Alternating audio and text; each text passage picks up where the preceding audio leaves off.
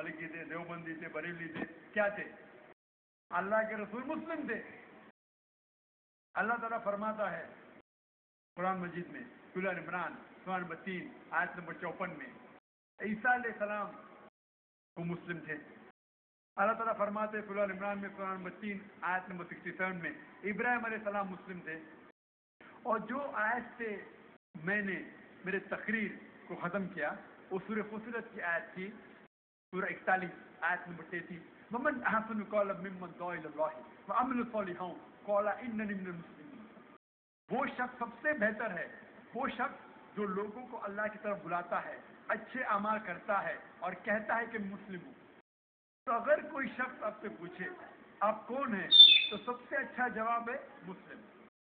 अफसोस की बात है कि अक्सर लोग फिरकों में बटे हुए हैं और अपने अपने ग्रोह बनाते हैं। हम अगर देखते हैं ये चारों अइम्मा, इमाम अबू हनीफा, इमाम शाफी, इमाम अहमद इब्न हम्बल, इमाम मलिक, अल्लाह की रहमत सब पे हो। मैं चारों अइम्मा की इज्जत करता हूँ, बड़े आलिम थे, बड़े उलमा थे, इज्जत करता हूँ। चारों उलमा ने कहा कि आपको कोई भी मेरा फतवा मिले जो अल्लाह और रसूल से टकराता है, मेरे फतवे को दीवार से मारो। ये चारों अइम्मा जब फतवे दिए, उनने अपने तहकीक के जरिए फतवे दिए और ये कहा कि आपको कोई भी मेरा फतवा मिलता है जो अल्लाह और रसूल से टकराता है, मेरे फतवे को मत मानो। अबू हनीफा ने एक हनफी मसलक बनाने के लिए नहीं आए, इमाम शाफी एक शाफी मसलक बनाने के लिए नहीं आए, इमाम मलिक एक मलकी मसलक बनाने के लिए नहीं आए, इमाम अहमद इब्न हम्बल एक हम्बली मसलक बनाने के लिए नहीं आए।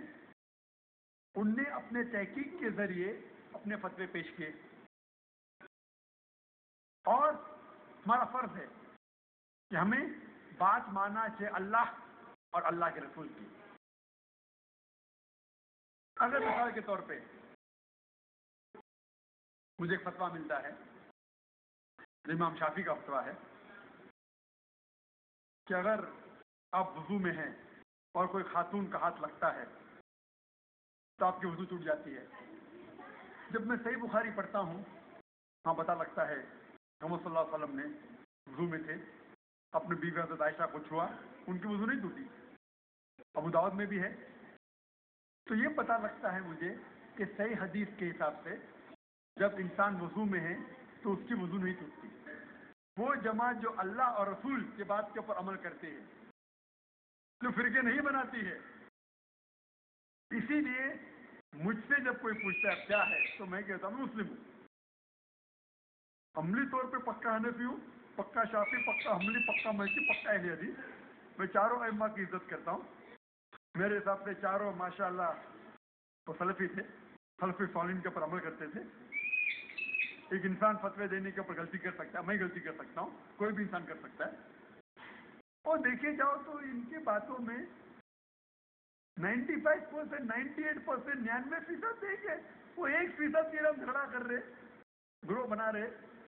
इस्लाम में ग्रोह बनाना, फिरके बनाने की इजाजत नहीं है।